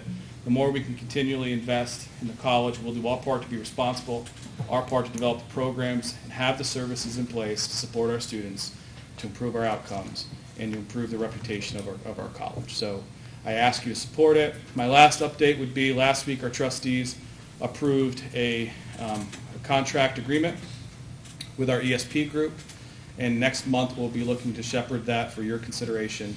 That labor contract is one that we've worked on for a couple of years, and I certainly appreciate the leadership of the ESP unit and the negotiation process, and look forward to advocating for your support with that agreement next month. I'd be happy to answer any questions. Any questions for Dr. Durant? No? Thank you. Thank you. Committee reports and individual legislators' reports. Anybody? Mr. Dennison. I don't have a report, but the Cayuga County Fair, it would be nice. I mean, over the last 3 or 4 years, I tend to see myself, Joe DeForest, Aileen, Ben. If I forget a few of you, I'm sorry, but that's kind of the main core that I seem to see every year at. So, Dale, okay. Well, like I said, but it'd be nice if we all could show up one of the nights. So, that's all. Okay. Anybody else have anything? As a member of the Parks Commission, I just wanted to update this body on the RFP for Emerson Park contract. So we weighed in on the RFP. Once it's updated, the RFP will be shared with the legislature for their input and feedback. And I can continue to update this body, as well as Joe DeForest, who's also a commissioner, after tomorrow's meeting. Okay. Any other legislators? Mr. Foley. Mr. Chair, today I went to the Raise the Age function over at the courthouse, just to try to keep an update and understanding on what's happening with that. It was well attended by Lloyd and the county attorney, and Ray, Bazari, and Jay, and several of our staff. The collaboration that we have on that project is something special. The 7th District Magistrate was there and was almost gushing at how well we've done in this county handling that, and how we've been able to save money and provide great services to the community and keep our numbers lower than what he's seen throughout his district. And so I thought that was important to note that we got ahead of the ball on that. We were successful so far, and they're going to keep moving in the right direction. And the people that worked on that did a great job. Thank you. Anybody else? If not, we'll move along. Chairman's report. Don't really have a lot prepared. You all have a letter on your desk, an invite. Just wanted everybody to be aware of that. We have a new purchasing director. A good handful of you, I think, have met him. He's been to some of the committee meetings. Seems to really have hit the ground running. He's taking the initiative to get out and check out departments and how we're doing things. Day-to-day operations. Thanks, Lloyd.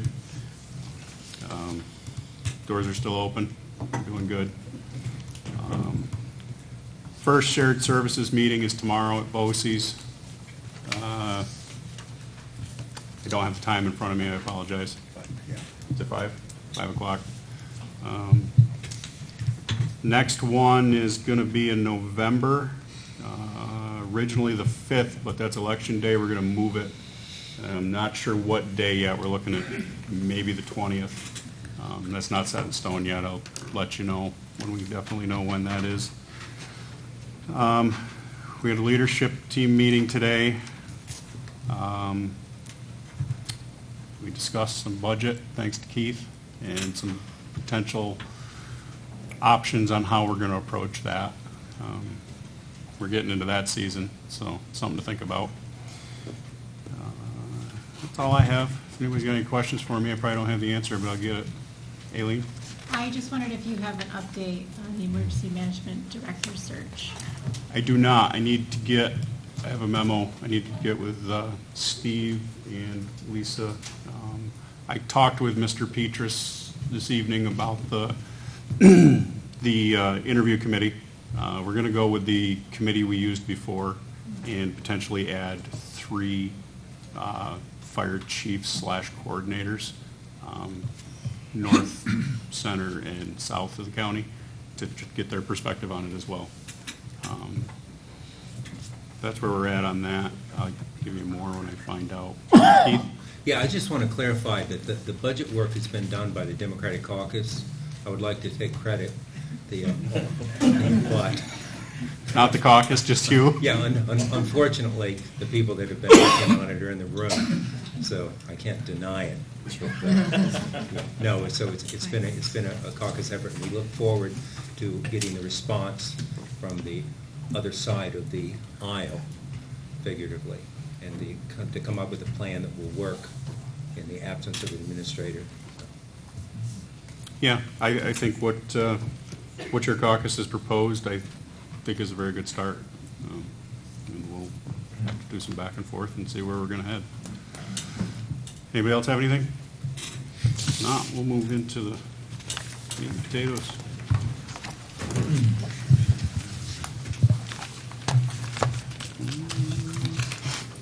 Regular monthly resolutions is Ways and Means, right? We have regular monthly resolutions, 1A, 1B, paying the bills. Move them. Second. Any discussion? All in favor? Aye. Any opposed? Okay.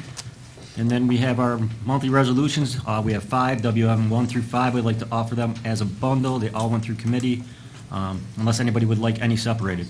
Move them. Second. Could we separate 4, please? 4.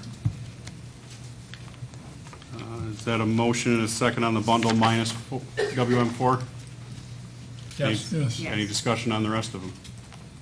All in favor? Aye. Any opposed? Okay. All right, WM4, fixing the day and notice of a public hearing in local law, amending local law number 2 of 2009, establishing the office of county auditor. Yeah, I'm just curious what the genesis of this is. I've heard no discussion. I'm not opposed to it. I just have heard no discussion either in any of the committees, the legislature, or in the leadership team. I apologize, Link. We've been discussing this for a while. No, not the local law. Oh, okay. Not the. No, I understand the issue. Yeah, But okay. all of a sudden, there's a local law Or- that I don't know where it comes from. Would legal like to address why there is? I can. Mr. Babin, the previous local law that created the position of county auditor was intended to serve two purposes, the office. One was the claims audit function, which is, but for the auditor, a statutory obligation of the board, as you and I discussed. There was another component, though, that was more of a general audit, and I think the best example would be Ms. Leeson that worked in the treasurer's office in her previous employment. She was an auditor. She'd pull random invoices, double check, make sure procurement policies were followed, all these types of audit.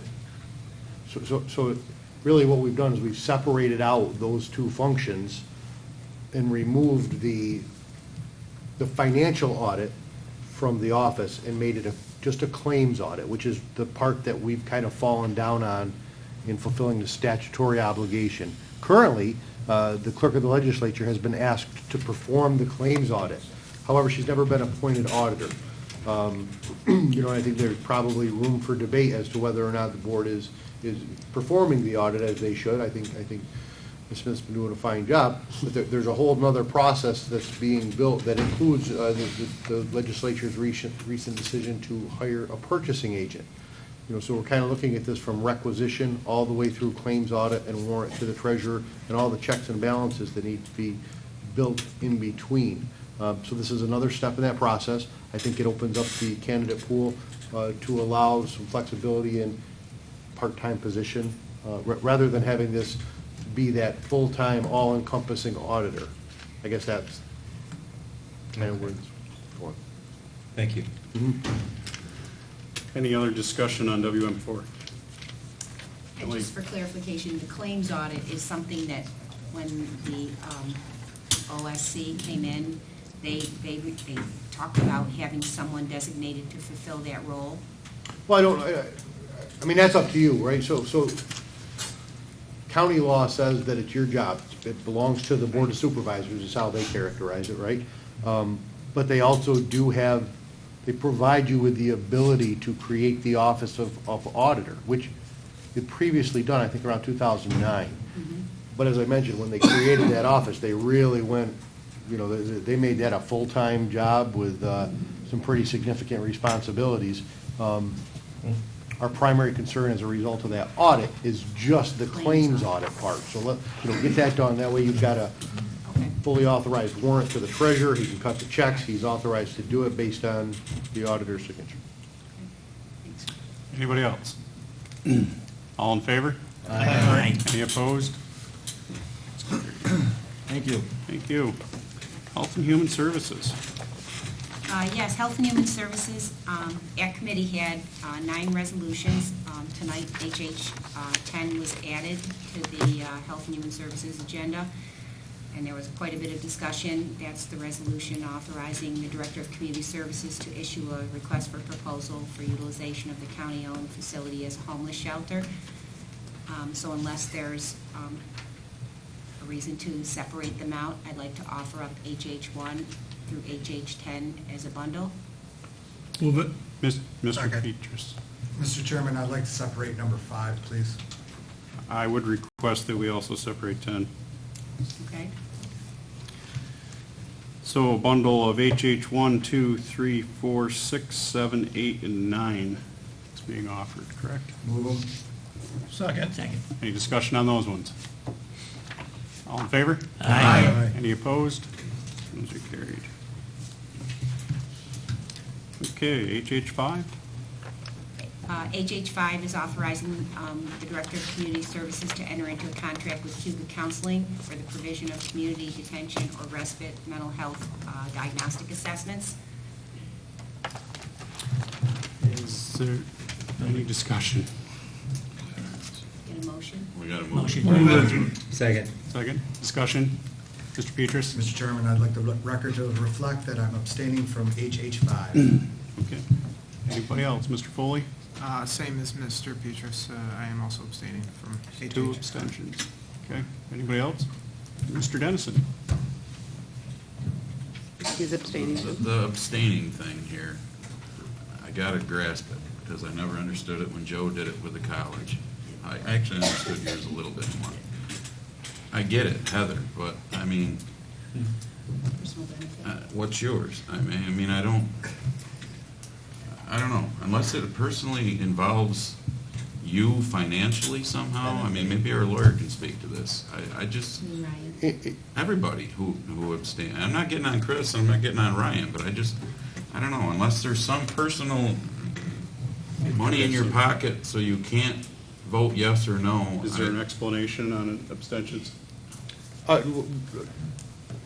When there is a conflict of interest, it's the obligation of the official to publicly disclose the conflict and the nature of the conflict. I thought both gentlemen had previously done that, maybe not. But once that's been disclosed, best practices, they certainly can't participate in the deliberation or approving a contract in which they do have a personal financial interest. Mr. Foley? Mr. Chair, just for clarification on Dennison's request, I am currently doing my master's in social work and interning at Cayuga Counseling Services, and have been advised by the county attorney to abstain from any resolutions that, while I might not benefit directly, may present a conflict of interest, and so that's why I'm abstaining and trying to do my due diligence on that. I'm good with that. Mr. We know Peters? it. Mr. Chairman, I'd also like to clarify that my rationale is, hard as it may be for many of you to believe, Heather is my wife, and she is paid for her services at Cayuga Counseling, and it does represent a significant portion of our financial income, so I feel it prudent to abstain. Okay. Anybody else? Everybody else is good. All right. All in favor? Aye. Any opposed? Okay. HH10. Move it. Second. I would like to offer an amendment.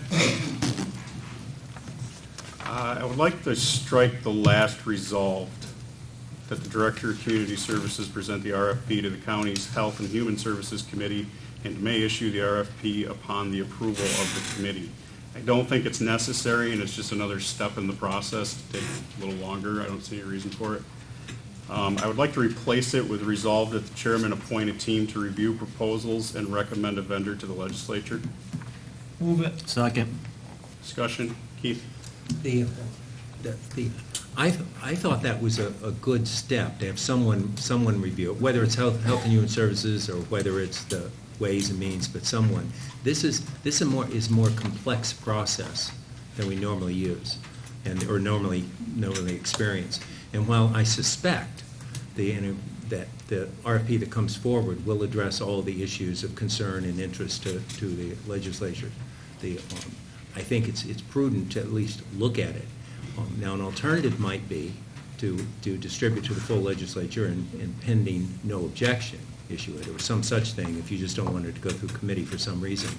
But I think to just go from this point, a theoretical process, to a very practical, specific process, which is an RFP, and enter into an agreement, we run the risk of doing the RFP and then discovering when we actually get the information back that 1, 2, 3, or the full legislature goes, oh, wait, we didn't take into account. And that seems to me a real danger in this case. Ben? I think the other reason to either allow the full legislature to see it or to go through some type of committee where more people can see it is one area that I'm kind of not really concerned about, but would probably really like to investigate more, is whether it would be a sale, a lease, or a combination. And so I think that needs to be a full discussion at some point, so we as a body are going and the same direction. That's probably my number one concern at this point, and so that's why I think there's got to be some kind of mechanism for the full legislature to have some kind of input. Mr. Dennison? So would your amendment that you just brought to have a smaller group look at the RFPs, would that be then to bring that to the whole body? Yeah, that's how it reads. Resolved that the chairman appoints a team to review proposals and recommend a vendor to the legislature. And then they would see the, I guess what I'm trying to. Do you want to talk to it? Sure. So we kind of batted around this a little bit right before the meeting, right? I mean, this resolution kind of popped up around Ways and Means, and the thinking was that, you know, the Health and Human Services Committee, you know, notwithstanding special meetings, meets once a month when there's changes, really slow the process down. The idea of a special team, you know, would provide a little more flexibility, and the proposal would be that, so the RFP gets issued, and I'm pretty sure the intention is to issue it on several options, so people can submit proposals with an option to purchase, a lease, provide as broad of a spectrum as possible. Bring all these varying proposals back to this team and have them kind of vet it and really perform an analysis on all the proposals, then bringing a proposal forward, a proposal, multiple proposals, perhaps the vendors coming in and doing the presentation before the legislature. But ultimately, it would be the determination of this body whether to accept, reject, go back out for RFP. It just seemed like a way to kind of speed up the process to get something in front of the board quicker rather than later. Mr. Bettman? Yeah, that's what I suspected was the case, and if that's the case, then we could ask whatever committee is reviewing it to hold a special meeting. The problem with that approach is because of the complexity of this. The RFP goes out, and if the objections or concerns of the legislature have not been addressed in the actual RFP, then what happens is those are going to be addressed with the proposals, which potentially means the proposals are unacceptable. It's a failed RFP process. We have to start from scratch. So if you're concerned about the timeline, it's better to take, even if it delays it for a week or two or even 3, it's better to take a week or 2 or 3 up front than take a couple months on the other end, and that's the danger. And so it's time doesn't, I'm not sure if they're, of course, everyone wants this to move as forward as quickly as possible because it's money and money savings and so on. But nonetheless, this is clearly an instance where it's better to do it right than do it quick. I'm sure, not to speak for the chair, but I would suspect that Legislative Daley would call a special meeting of the committee, or if that's the committee it goes to, or whomever. Mr. Vitale? I'm not speaking out that I'm going to oppose your amendment to the resolution. I just want to make sure that we all have the opportunity to make sure that our opinions are all considered and we all move forward together. That's where my concern is. We don't want to delay this. We just want to make sure we get it done the first time, not the second time too. Mr. Mahoney? Would it be appropriate that whenever this committee got together and they finalized it, to send it out via email, get feedback, then that committee meet again, review the feedback, and make any changes? That way we don't have to do special meetings, we can keep the ball moving forward? That would make sense. That's fine. Okay. It's fine with me, as long as there's someone who looks at it. It's good with you, Keith. It's what? If it's good with you. If it's good with me, it must be good. Would the media quote that, please?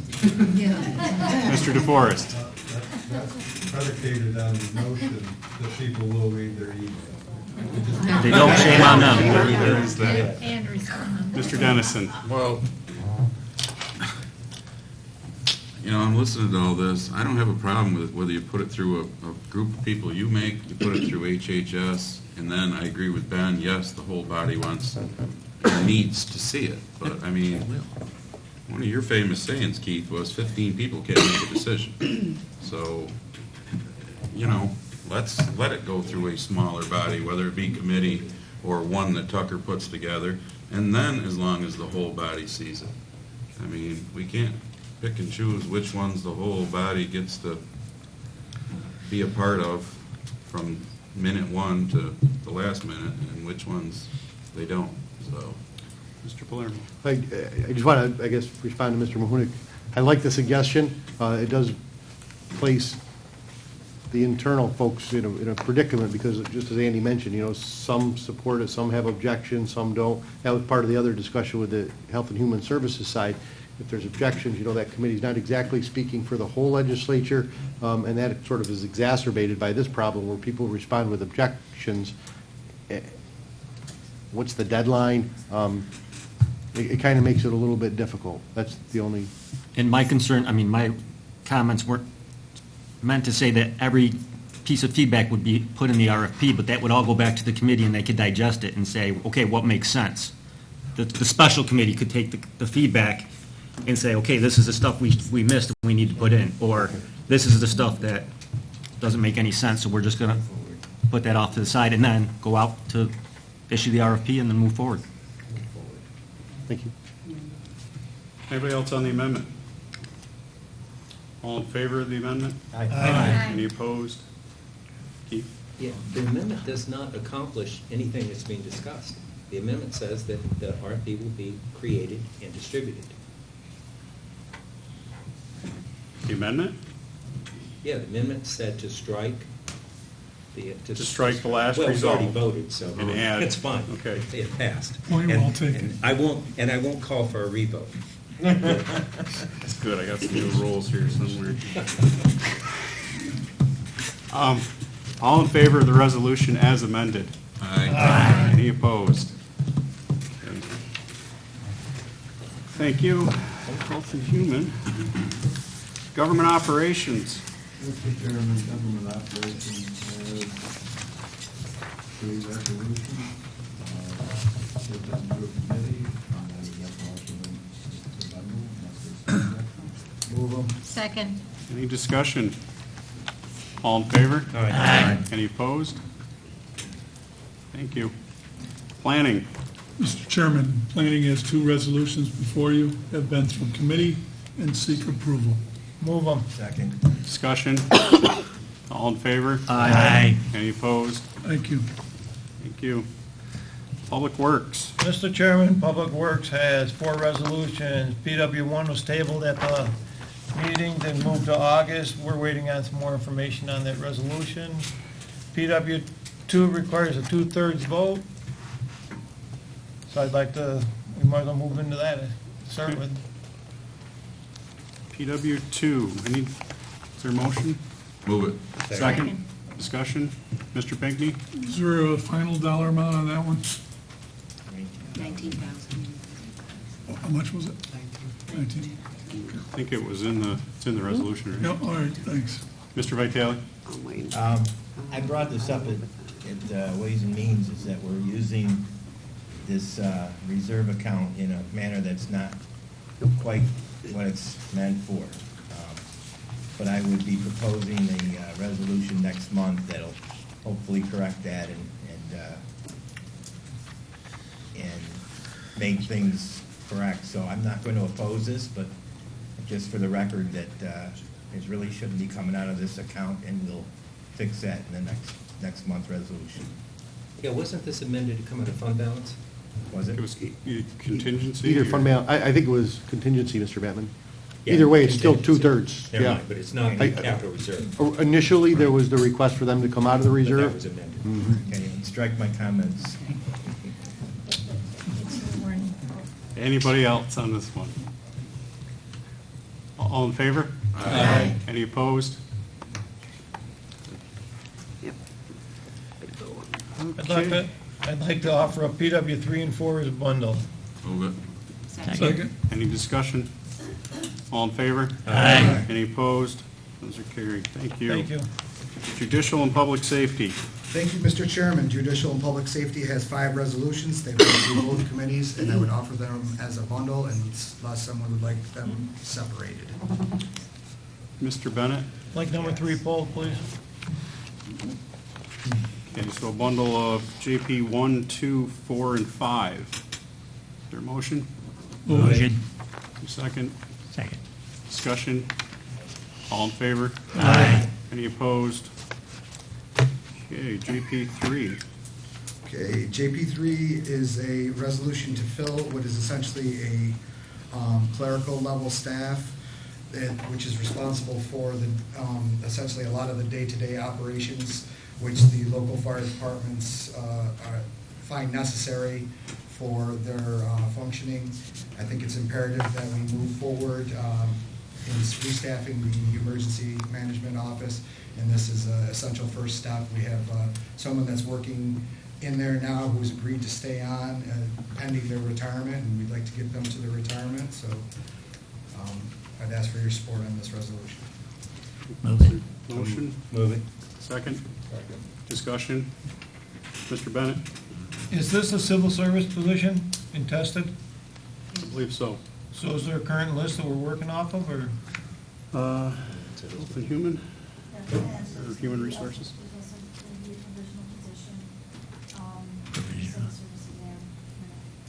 For the same position? Anybody else? So. Mr. Dennison? So, clarification, we're gonna fill the position and then there'll be a test? Is that what you're saying? It's considered a provisional position, so therefore the person would have to score in the top three to be considered. They'd be provisional until they take the exam and get the results. When is the exam, next exam? It's coming soon, but there is one person that is, at this point in time, they had a canvassing letter, who's the last person left on the list, and she did reply. So that person can be utilized if they decide to do that. If not, we do have the option to go provisional and have that person sit for the test as well. Anybody else? All in favor? Aye. Any opposed? 3 opposed. Oh, okay. Bennett, Did you and thank you. did you? Thank you. All right. Legislative resolutions. Pledge 1, encouraging the Cayuga County Civil Service Commission and Human Resource Department to seek diversity in workforce recruitment. Is there a Move it. Motion. Pull that out? Stop doing them one at a time. All right. Is there a motion? Move. Discussion? Mr. Foley? Mr. Chair, can I request a roll call vote, please? Mr. Didio? I have a list here that states on July 5th that there was an announcement sent out to all of the below, which I will mention. And in this email for the following positions: Human Resource Associate and Senior Typist. Now, on this list, there's 32 locations where they were sent out to individuals, and there is at least 48 separate individual emails in those locations, and it is shared with all county employees. To state that clearly, I didn't have this information last week, and it does say that Human Resources, Civil Service go leaps and bounds to attract everyone, especially in the county, obviously. So here's just a few emails that were sent out. City of Auburn, Civil Service. Alfred University, Auburn Schools, BOCES, Cayuga, Onondaga. Booker T. Washington Center, Auburn. Cato Schools, Cayuga Community College and the Fulton Campus. Cayuga County website. CCAP, Cayuga Seneca Action Agency. CSEA Union. Cortland County. CSPA Union. Department of Labor. Fredonia College, City of Ithaca, Ithaca College, Lewis County, New York State Department of Corrections, Moravia Schools, Onondaga County, Ontario County, Oswego County, Port Barnes School, Seneca County, Seymour Library, Soil and Water Conservation District, Southern Cayuga School, SUNY Cortland, SUNY Institute of Technology, Tompkins County, Wayne County, and Wheatsport Schools.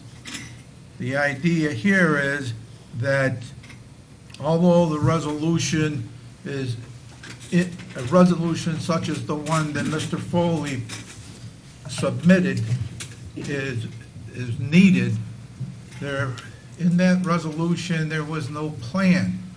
The responses were that there is a plan. Well, we'd like to see what plan that you are going to submit to the, and if there is a plan out there, I apologize for that. But we don't see a plan, and we don't see a plan to civil service. We don't see a plan to human resources. So if we could see that, we would be able to make better observations of what's going on right in our own building. I will suggest, when the time is right, to table the resolution. Thank you. Mr. Babbitt. Well, I just want to point out that I have a list here that has 10,000 emails on it that weren't included on that list. And I won't read them all because of the time we take. Thank you. The issue here is not are there efforts to recruit people. That's not the issue at all. The idea that HR or someone would give us specific plans related to their internal operation is counter to everything that we've said for the last several years. What the resolution says is this: Cayuga County Legislature directs that recruitment efforts for available opportunities be carried out in such a way as to maximize exposure within minority communities, including, but not limited to, outreach programs, community organizations, and diverse educational organizations. I don't know how anyone can oppose that.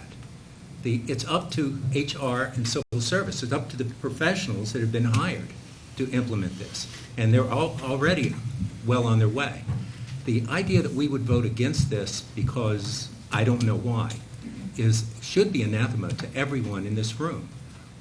Do we not want to expand the pool of applicants? It's a simple yes or no. And if the answer is no, how farther do we want to limit it? Who else do we want to cut off of that list?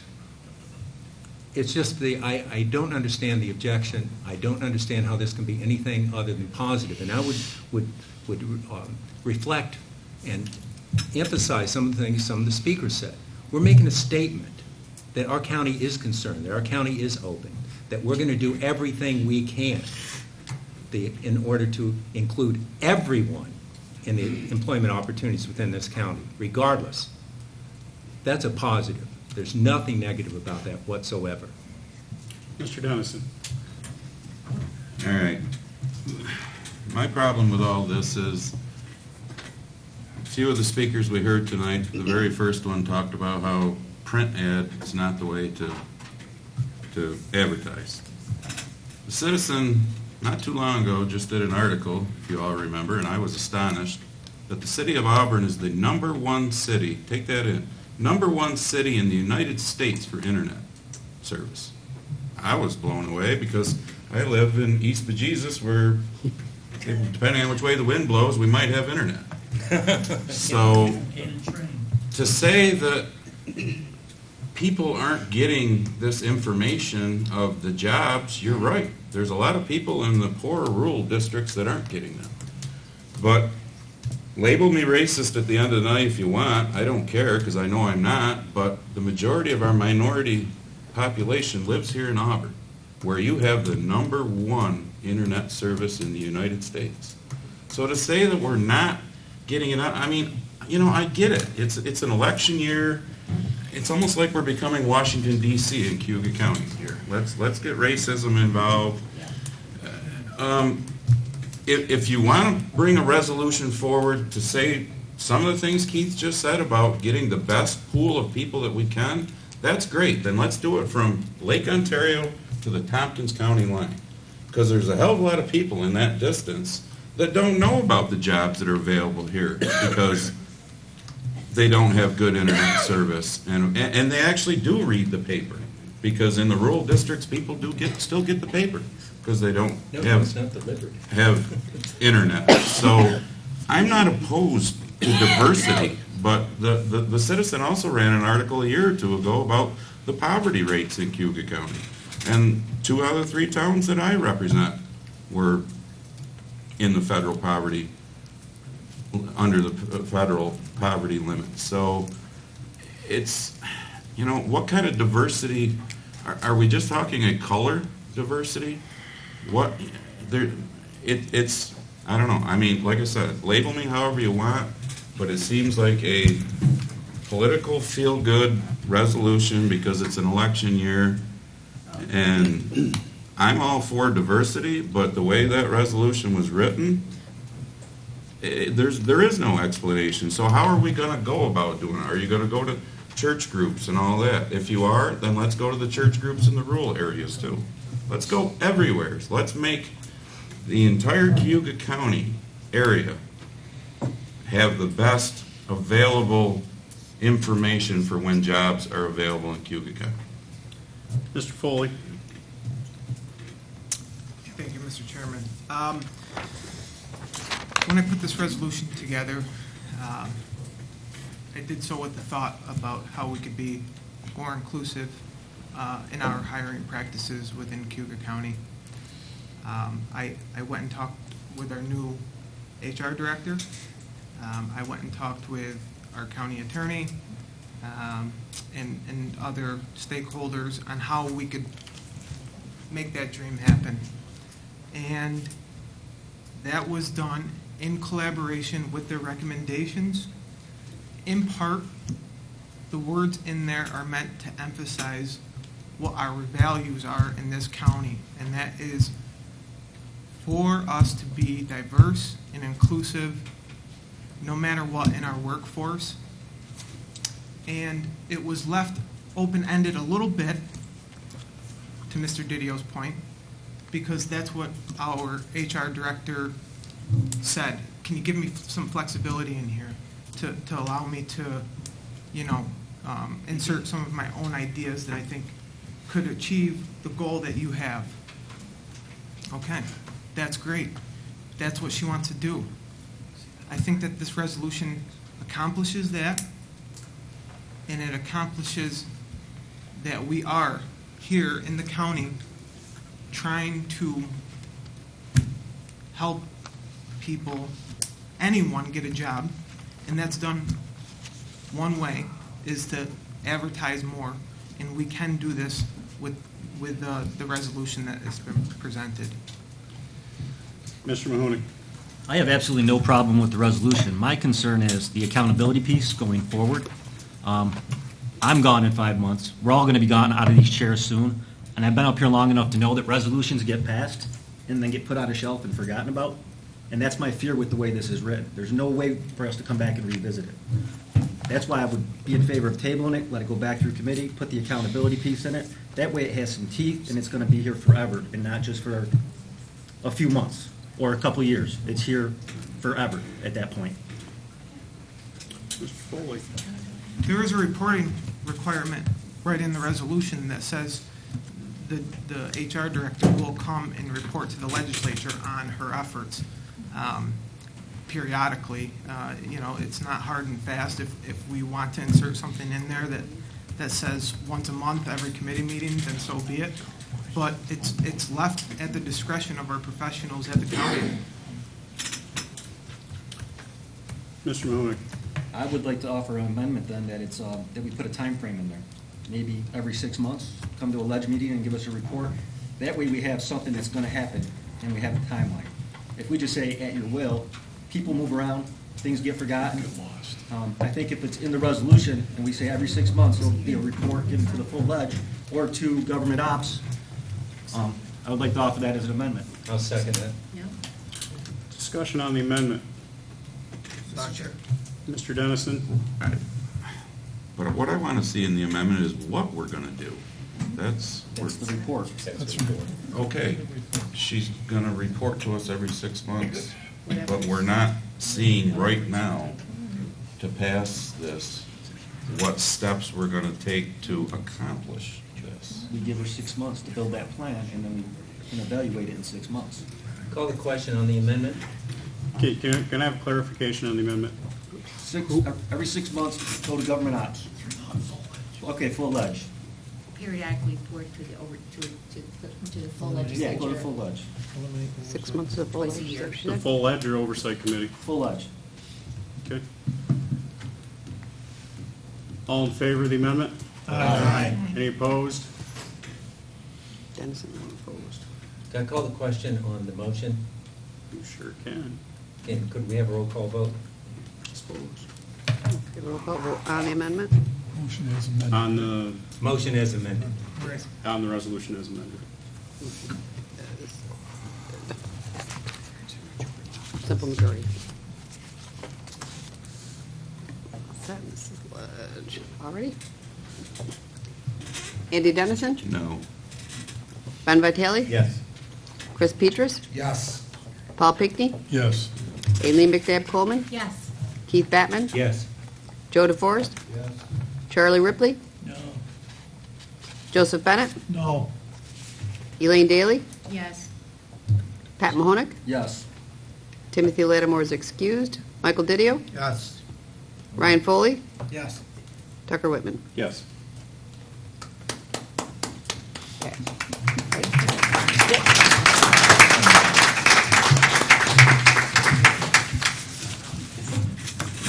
Ledge 2. Move it. Second. Any discussion on this one? Supporting the marine sanctuary. All in favor? Aye. Any opposed? That's carried. Thank you. Ledge 3. Move it. Second. Any discussion? All in favor? Aye. Any opposed? That's carried. Ledge 4. Move it. Second. Discussion. Mr. Bennett?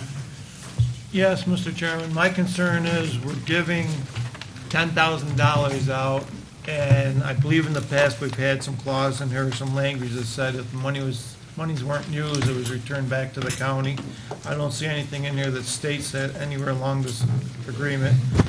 Plus, we also have a venue up north, up in Sterling, the Sterling Renaissance Fair, that probably generates more money than this does throughout the years. And I don't see them asking for money or us donating money to them either. So I do have an issue with this, and I will be voting no.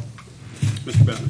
Well, I'd point out a couple of things. One is it's always been a gentleman's agreement and not part of the resolution that if the money was not needed, it wasn't used. And the track record with this event, which has been 2014, 2016, now 2019. The track record is nothing was used in 2014, nothing was used in 2016. This year may very possibly and likely be different. The money may be needed, and so that the past performance is no indication of future return. However, the goodwill has moved us forward in the past. I would also point out that this is a program of the Village of Aurora, or rather of Union Springs, which is a municipality in Cayuga County versus a for-profit operation in Sterling. There's absolutely no comparison. Why are you dragging me through this? And it's what? Why are you dragging me through Off where you're at. So there are huge differences here. And this, I'll point out, this event brings thousands and thousands of people to our community. It's televised on ESPN. It's covered in a variety of medias. It highlights us as a fishing capital, as a fishing center. It's well worth $10,000 if that's what it's, what it will cost. So, thank you. Anybody else?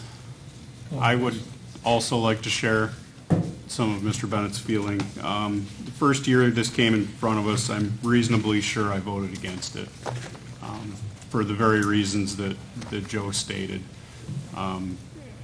It also concerns me that in the future, there may be other organizations with their hand out. It is a very good thing for the community, the tax base, local businesses. I can't disagree with you there. They didn't use the money the first year. Second year, I pretty much said what I'm saying now, and I supported it because they didn't use the money. They didn't use the money again. Here we are in the third year. I will support it, but I still strongly feel that this may lead us down a path that we don't want to go down. Mr. Dennison.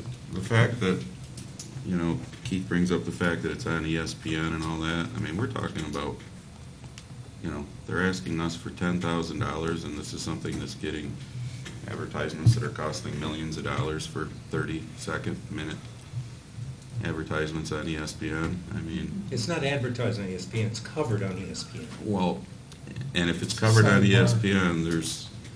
It's a good thing for the kids. Yeah, they're making money if it's covered on ESPN. If it wasn't for them, it wouldn't be covered on ESPN, so... Mr. Bennett, you good? Anybody else? Can I call the Mr. question? Pesci? Okay. All in favor? Aye. Any opposed? 2.